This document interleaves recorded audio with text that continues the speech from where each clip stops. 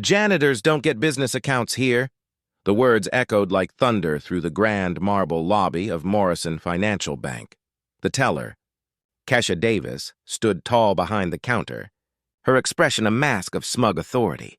She looked down at the black woman standing before her, quiet, composed, wearing faded jeans and a simple jacket with a work badge clipped to it. The woman didn't flinch. Her eyes, calm and steady, met Kesha's with a power that made several customers glance up from their transactions. "You have no idea who you're talking to," the woman said softly. Kesha smirked. "Oh, I know exactly what you are. Another cleaning lady trying to play pretend." She had no idea those words would destroy her life, because that woman, humble, quiet, dressed like an average worker, was Vanessa Williams, the reclusive billionaire founder of Williams Tech Solutions, a company worth $47 billion. While others her age were still paying off student loans, Vanessa had built an empire that rivaled Silicon Valley's elite. But she preferred privacy. No interviews, no magazine covers, no red carpet events. She moved quietly, making billion-dollar decisions behind closed doors. And sometimes she went unrecognized even in her own subsidiaries, inspecting her empire disguised as an ordinary employee. That morning she had come to Morrison Financial, the same bank that once refused her a $40 check as a teenager, to open a personal checking account. A simple task, a symbolic gesture. But fate had other plans. Kesha Davis, 35 years old, had worked at that bank for 12 years. She believed she'd earned the right to judge who belonged there. She saw herself as a gatekeeper of prestige, her uniform a shield of superiority. In her eyes, Vanessa was nothing but another worker who should have gone to the check-cashing store down the street. "This is a premium institution," Kesha called out, her voice loud enough to draw attention. "Not where the help comes to cash paychecks." Vanessa stepped closer to the counter. "I'd like to open a personal checking account," she said politely, placing her ID on the counter with quiet dignity. Kesha gave a sarcastic laugh. "Sweetheart, you're in the wrong place. Our clients maintain substantial balances. Our services are designed for people with real assets." Vanessa's eyes didn't waver. "I understand perfectly," she replied, her tone calm but firm. Kesha leaned forward. "I'm trying to help you, honey. You'd be much more comfortable at a community bank. This place isn't really for your situation." The insult was clear. Around them, the lobby grew tense. A few customers glanced over, sensing the hostility but saying nothing. Vanessa said quietly, "Just open the account." But Kesha wasn't done. She picked up Vanessa's ID, holding it up like a detective examining evidence. "Williams Tech Solutions," she read with a mocking grin. "So you clean offices for them? That's cute, but janitors don't need business accounts. This is for real professionals." Gasps rippled through the lobby. A few onlookers looked away, ashamed, but no one intervened. Vanessa stood motionless, her hands folded neatly before her. Only a faint tightening of her jaw betrayed the storm beneath her calm exterior. "How much do you make mopping floors?"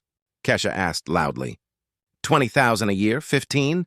You scraped together a few $100s and now you think you belong here with people who actually matter? Every word landed like a slap. She leaned across the counter, towering over Vanessa. "Girls like you should stick to banks that don't ask too many questions about where your money comes from." Vanessa didn't answer. Her silence felt like thunder waiting to break. "Let me guess," Kesha sneered, her voice echoing through the lobby. "You clean toilets at Williams Tech and think you're important because you empty rich people's trash cans?" The arrogance was suffocating. Even the mention of Williams Tech didn't trigger her suspicion. Her pride had blinded her completely. Customers watched, phones half raised, unsure whether to record. No one spoke up. Then Marcus Thompson, the branch manager, stepped forward. Relief flickered through the crowd. Surely he'd stop this, but he didn't. "Kesha's right," Marcus said, his tone cold and managerial. "This may not be the right bank for her. We serve a particular clientele." And just like that, a small act of prejudice became a full-blown corporate disaster. Vanessa reached into her jacket and pulled out a sleek white card. The lettering was minimal, the logo embossed in silver, Vanessa Williams, CEO, Williams Tech Solutions. She placed it gently on the counter. For a heartbeat, there was silence. Then Kesha burst out laughing. "You stole this from someone's desk. What's next? Telling me you own the company?" She waved the card theatrically, milking the moment for the amused crowd. "Cleaning ladies don't have business cards, sweetheart. Go back to the check-cashing place."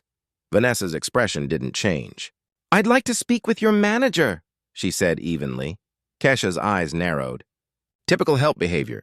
When you get caught lying, you demand to see someone in charge. And then, in an act that would cost thousands their jobs, she tore the business card in half. The sound of ripping paper cracked through the lobby. Then she grabbed Vanessa's ID and ripped that too. "Take your fake documents and get out," she shouted. "This bank isn't for delusional janitors pretending to be executives." The crowd froze. Even Marcus's face went pale. Vanessa knelt down, gathered the torn pieces, and stood up slowly. Her calm was terrifying now, heavier than any anger. She pulled out her phone. "James," she said quietly. "Implement Protocol 7. She waited a moment, then added, "Morrison Financial. All accounts, all contracts. Terminate everything. Effective immediately." No one understood what she'd just done, but they would. Kesha laughed again. "Calling your supervisor? Go ahead. Tell them their janitor got her feelings hurt." But across the room, Angela Rodriguez, a junior teller, was frantically typing on her phone. She'd searched Williams Tech Solutions CEO. The first image nearly made her drop it. Vanessa standing beside world leaders, shaking hands with tech giants. Her voice shook. "Mr. Thompson."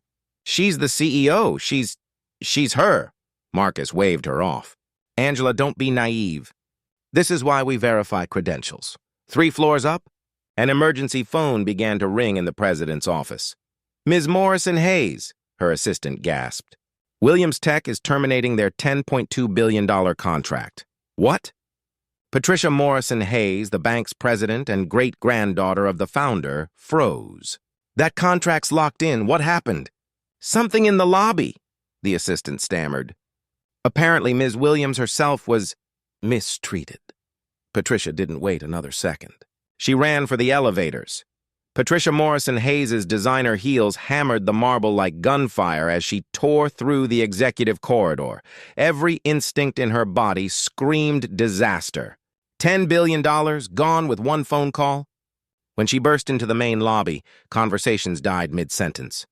There, standing amid torn plastic and scattered paper, was Vanessa Williams, silent, still.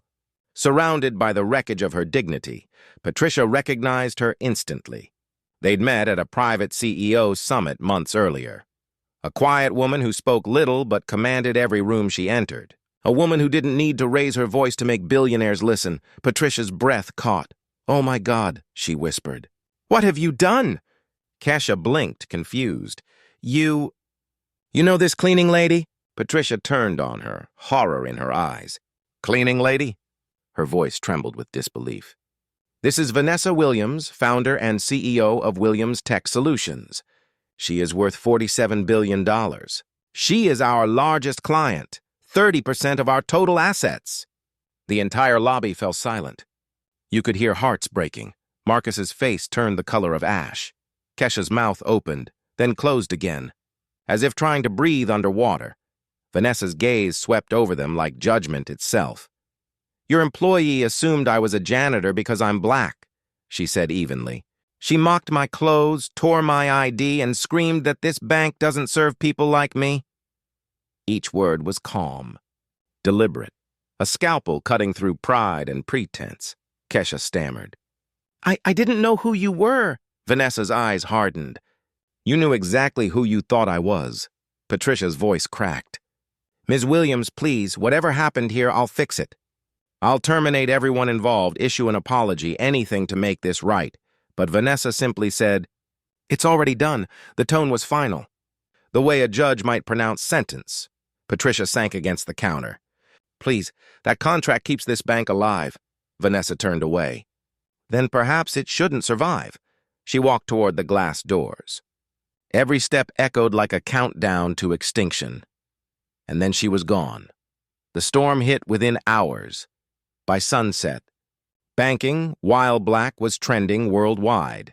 Customers' phone videos flooded every platform. Kesha's insults, the torn ID, Vanessa's calm revenge. Headlines blared across every network. Banking giant loses billions over racist incident. From janitor to CEO, the fall of Morrison Financial. Within a single trading day, Morrison Financial's stock collapsed 45%. Investors fled. Partners pulled funds. Regulators opened investigations. In an industry where trust is everything, Morrison Financial had just proven it couldn't be trusted to show basic human respect. Inside headquarters, chaos reigned. Patricia sat in her office surrounded by lawyers, crisis managers, and PR executives all talking at once.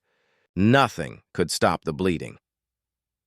Kesha Davis was escorted out of the building before noon. Her 12-year career ended with a box of belongings and a sea of camera flashes. Her face was everywhere, the woman whose arrogance cost billions. Marcus Thompson fared only slightly better. Demoted on the spot to junior teller, he watched security remove his nameplate from the door of the corner office he'd bragged about for years. His salary was cut by 2/3. His wife stopped returning his calls. By the end of the week, 4,000 employees were laid off as branch after branch closed. Families lost homes. Parents pulled children from school. The collapse of Morrison Financial rippled through entire communities. But none felt it harder than Kesha. She'd spent her life sneering at people who scrubbed floors, until the only job she could get was doing exactly that. Within months, she was working night shifts as a janitor in downtown office towers, earning $12 an hour, less than she'd once spent on lunch. Her uniform bore someone else's logo. Her supervisor, half her age, called her ma'am without irony. Every time she emptied a trash can or mopped a restroom, she thought about the woman whose ID she'd shredded, and she realized she'd become the very thing she once despised. Meanwhile, Vanessa Williams moved with quiet precision. While Morrison Financial burned, she transferred every cent of her business to a small institution few had ever heard of, the Minority Business Development Bank, a community lender founded by Maria Gonzalez, a Latina banker who believed finance should serve everyone. When Maria's team saw the transfer request, tens of billions, they thought it was a prank. It wasn't. The moment those funds cleared, the modest regional bank became a national powerhouse. Branches opened in neglected neighborhoods. Small business owners finally got loans they'd been denied for years. New jobs appeared. Schools received donations. Streets once abandoned filled with life again. Vanessa didn't stop there. She launched the Dignity and Work Scholarship, granting full college tuition to the children of janitors, cleaners, cashiers, cooks, and security guards.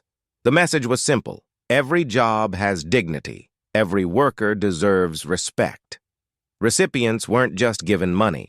They were mentored, guided and connected with professionals across industries. In 2 years, more than 500 students entered college through her program, and not once did Vanessa grant an interview. No cameras, no speeches, no self-promotion. She let her actions speak louder than any. Headline, yet the world kept talking. Business. Schools turned the Morrison Financial collapse into a case study. Corporate. Trainers used it as a warning about unconscious bias. Harvard launched a seminar titled The Cost of Disrespect. Companies everywhere rewrote their policies overnight. What had begun as one, woman's humiliation, became a global conversation about dignity, prejudice, and power. 6 months later, the name Morrison Financial had become a punchline in the business world, a cautionary tale taught in seminars, dissected in ethics panels, whispered about in boardrooms. The once mighty institution had shuttered 12 branches across 3 states. 4,000 employees, tellers, loan officers, guards, accountants were out of work, all because 2 people couldn't see past their prejudice. Former employees formed support groups online trying to process what had happened. Some battled depression, some anger. Most couldn't find new jobs.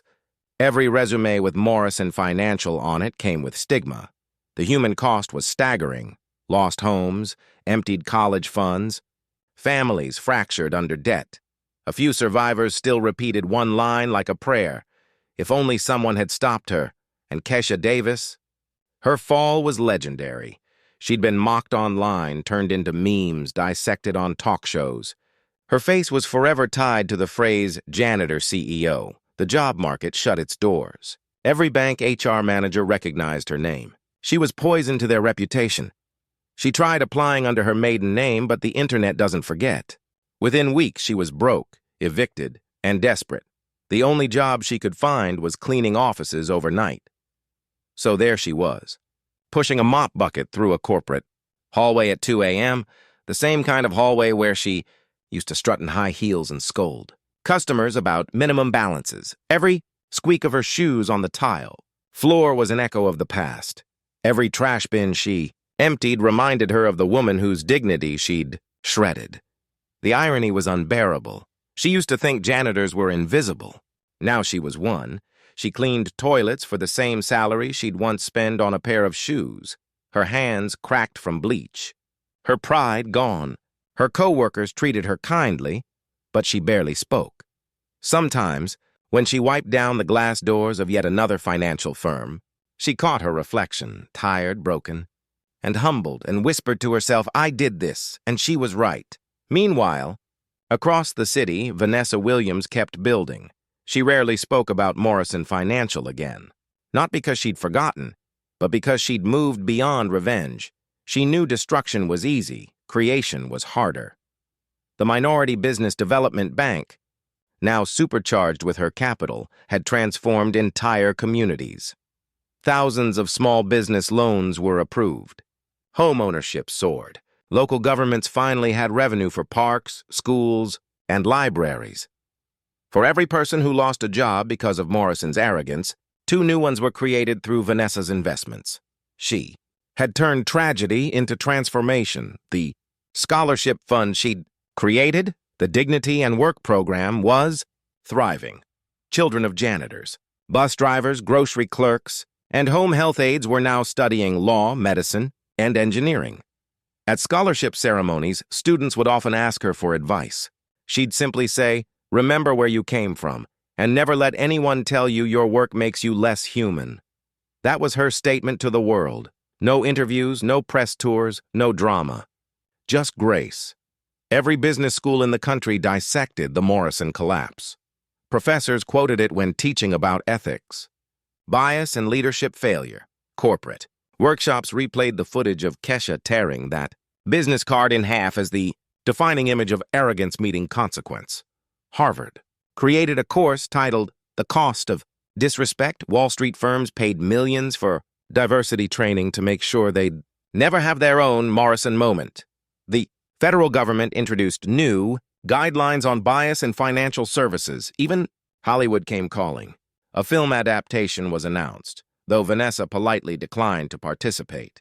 To her, the story had never been about revenge. It was about revelation. One evening, long after the headlines faded, Vanessa sat alone in her office overlooking the city skyline. On her desk was a small frame, an old photo of herself as a teenager, standing outside the same Morrison Bank branch, peering through the glass at people who never noticed her.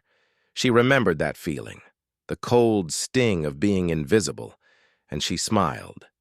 Not from pride, but from peace. Then her phone buzzed. It was an email notification. From Maria Gonzalez. Subject: New loan approvals.